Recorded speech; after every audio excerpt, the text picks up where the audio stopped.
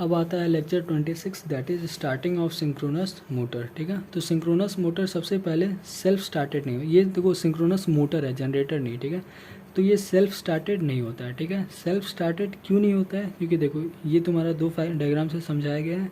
Rotor का north south stationery है, जबकि स्टेटर का नॉर्थ साउथ NS रफ्तार से घूम रहा है। ठीक है, ये 3 फेज सप्लाई तुम्हारा स्टेटर को दिया गया है, जिसके कारण रोटेटिंग मैग्नेटिक फ्लक्स प्रोड्यूस हो गया। ठीक है, और रोटर पे DC वाइंडिंग दिया गया, जिसके कारण इसका स्टेशनरी नॉर्थ साउथ फ्लक्स बन गया। ठीक है, अब यहाँ पे देखो एक चीज़ का क्लैरिटी रखो, अगर तुम रोटर में सप्लाई नहीं दोगे DC सप्लाई, तो ये रोटेटिंग मैग्नेटिक फ्लक्स इसको ऐसे ही घुमा देगा।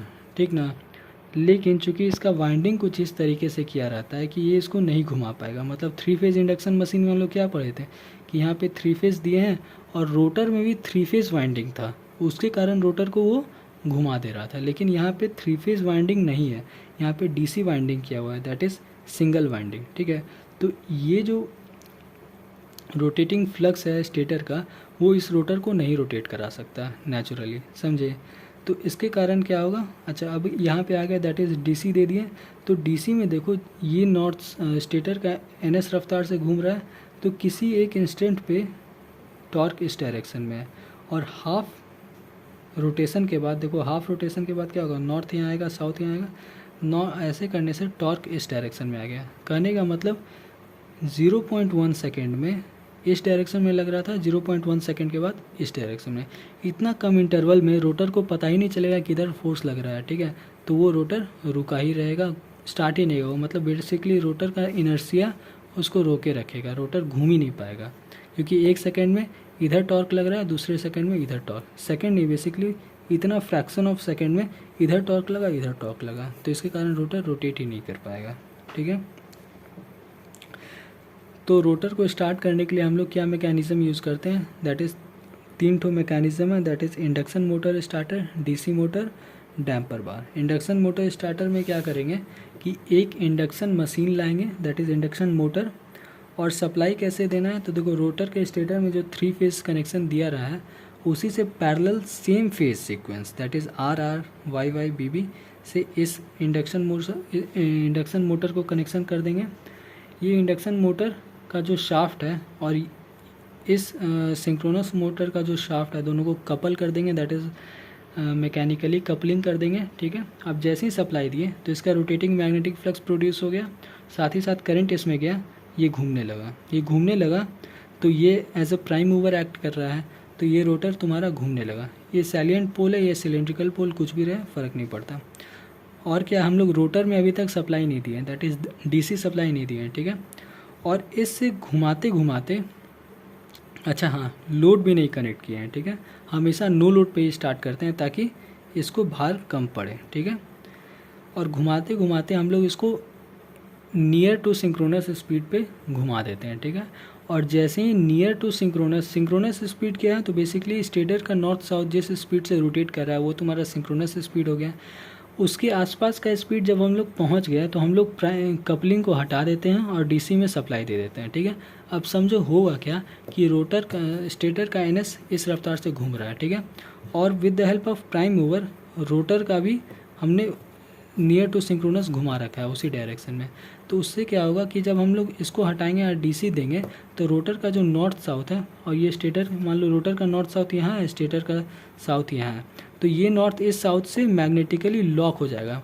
जैसे ही हम लोग कपलिंग हटाए और DC दिए तो इसमें तुरंत नॉर्थ बनेगा और इसके साथ मैग्नेटिकली लॉक हो जाएगा, और एक बार मैग्नेटिक लॉक हो गया तो इसी RPM पे हमेशा के लिए चलता रह जाएगा। ठीक ना, तो ये होता है प्रोसीजर स्टार्ट करने का। फिर से बताते हैं, स्टेटर को जो 3 फेज सप्लाई दिए हैं, इनिशियल कंडीशन क्या है कि सेम सप्लाई हम स्टेटर और ऑक्सिलरी मोटर को देते हैं, शाफ्ट मैग्नेटिकली कपल होता है और नो लोड होता है। ठीक है, जैसे ही सप्लाई दिए तो इधर रोटेटिंग मैग्नेटिक फ्लक्स प्रोड्यूस हुआ और ये इसको रोटेट करने लगा। जब नियर टू सिंक्रोनस स्पीड पे पहुंचा तो इसको हटाए और DC दे दिए तो इसका नॉर्थ इसका साउथ से मैग्नेटिकली कपल हो गया और ये रोटेट करने लग गया। ठीक है, ये होता है तुम्हारा इंडक्शन मोटर स्टार्टर। अब इस इंडक्शन मोटर के जगह पे अगर हम DC मोटर रख दें तो उसको DC मोटर स्टार्टर बोलेंगे। ठीक है, यहाँ पे ध्यान दो, इसका ये जो होता है ये कम पावर का होता है, ठीक है, कम पावर का होता है इसीलिए, और चूँकि ये बहुत बड़ा मशीन होता है, चूँकि ये नो लोड है तो ये छोटा मोटर भी इसको रेटेड स्पीड तक ले आता है, ठीक है। और जब रेटेड स्पीड आ गया तो फिर जो भी लोड लगाना है हम लोग लगा देते हैं, ठीक है।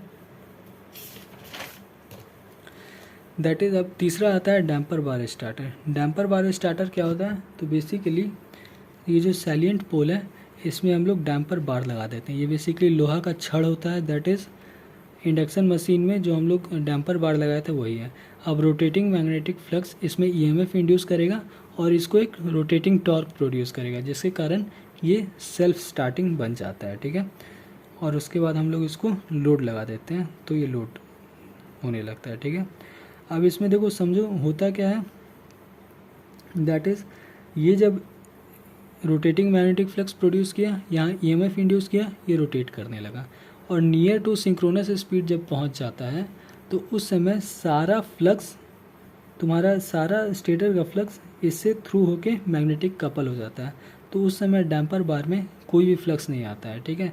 इसका कहने का मतलब जब रेटेड स्पीड पे चल रहा है तो डैम्पर बार किसी भी तरह से कोई ऑब्स्ट्रक्शन पैदा नहीं करता है, ठीक है।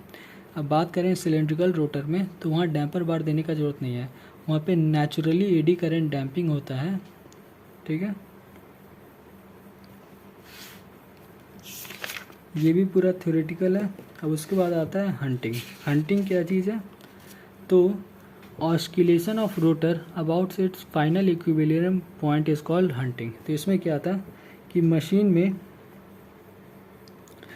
मान लो कोई स्पेसिफिक लोड को सप्लाई कर रहा है और एक लोड एंगल पे चल रहा है। अब मान लो लोड चेंज कर दिए तो लोड एंगल 1 से लोड एंगल 2 में शिफ्ट करेगा, ठीक है। तो लोड एंगल 2 में शिफ्ट करने में ये जो ऑस्किलेशन होता है इसी को हम लोग डैम्पिंग बोलते हैं, ठीक है, सॉरी हंटिंग बोलते हैं, ठीक है।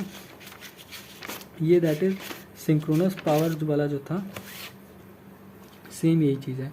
मान लो मशीन इस पावर का आउटपुट प्रोड्यूस कर रहा है और इस लोड एंगल पे चल रहा है।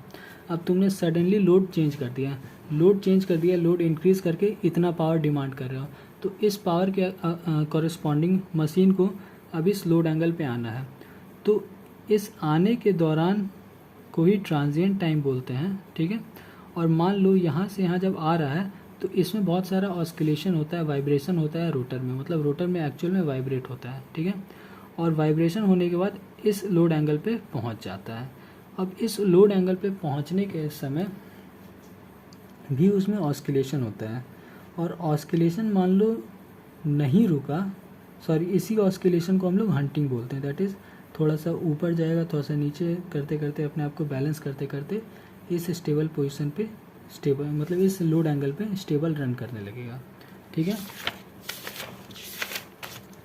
तो इसी वाइब्रेशन को हम लोग हंटिंग बोलते हैं। दैट इज़ एक लोड एंगल पे चल रहा है, दूसरा लोड एंगल पे जब जाएगा तो थोड़ा सा लोड एंगल बढ़ेगा, फिर घटेगा, फिर बढ़ेगा, घटेगा। बेसिकली होता क्या है कि देखो, लोड बढ़ने से स्टेटर आर्मेचर करंट बढ़ता है, आर्मेचर रिएक्शन फ्लक्स बढ़ता है, और फ्लक्स बढ़ने से लोड एंगल बढ़ता है। लोड एंगल और एक्टिव पावर आउटपुट का डायरेक्ट रिलेशन है, तो एक्टिव पावर आउटपुट बढ़ता है, और एक्टिव पावर आउटपुट बढ़ेगा तो आरपीएम ऑफ रोटर बढ़ेगा, ठीक है। अब लोड की तरफ से सोच के देखो, लोड अगर ज़्यादा पावर डिमांड करेगा तो सडनली क्या होगा, आरपीएम में डिक्रीज़ होगा। तो लोड तुम्हारे रोटर का आरपीएम को डिक्रीज़ कर रहा है, और जनरेटर इस पावर को फीड करने के लिए अपना रोटर का आरपीएम को इंक्रीज़ कर रहा है। तो एक ही रोटर पे दो तरह का फोर्स लग रहा है, ठीक है। जनरेटर उसको इंक्रीज़ करा रहा है, लोड उसको डिक्रीज़ कर रहा है, तो इसी के कारण ये ऑस्किलेशन होता है। दैट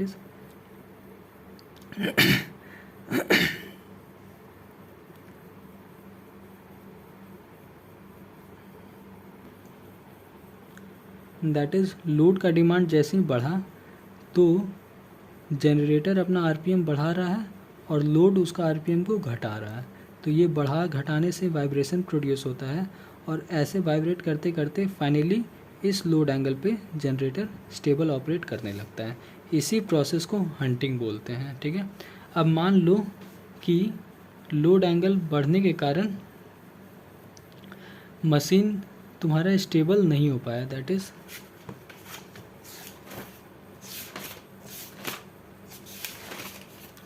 मान लो मशीन जो है इस लोड एंगल पे चल रहा है। अब इस लोड एंगल पे सोचो, देखो एकदम मैक्सिमम पावर आउटपुट के पास चल रहा है।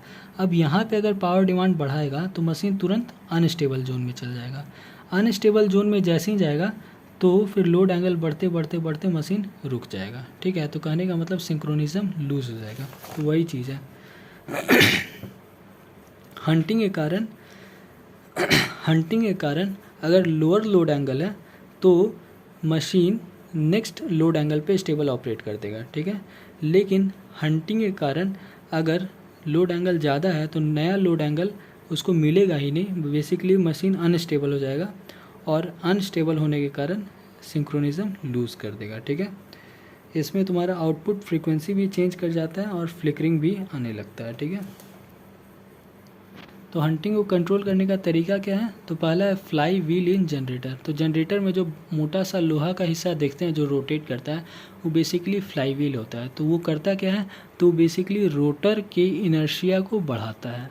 रोटर को इनर्शिया को बढ़ाने से क्या होगा कि मान लो sudden demand of load increase होगा तो क्या होगा, वो रोटर के रोटेशन को अफेक्ट कर देगा। तो फ्लाईव्हील में अगर तुम भारी चीज़ लगा दोगे, मतलब रोटर में अगर कोई भारी चीज़ लगा दोगे तो सडन चेंज इन आरपीएम को भी अपोज कर देगा। तो यही फ्लाईव्हील का काम होता है कि अगर सडन चेंज हुआ है तो उस सडन को धीमा कर दें। ठीक ना, मान लो तुरंत पावर का डिमांड बढ़ा तो मशीन उस पावर को धीरे धीरे डिमांड में देगा, धीरे धीरे सप्लाई करेगा। ठीक ना, यही काम होता है तुम्हारा फ्लाईव्हील का।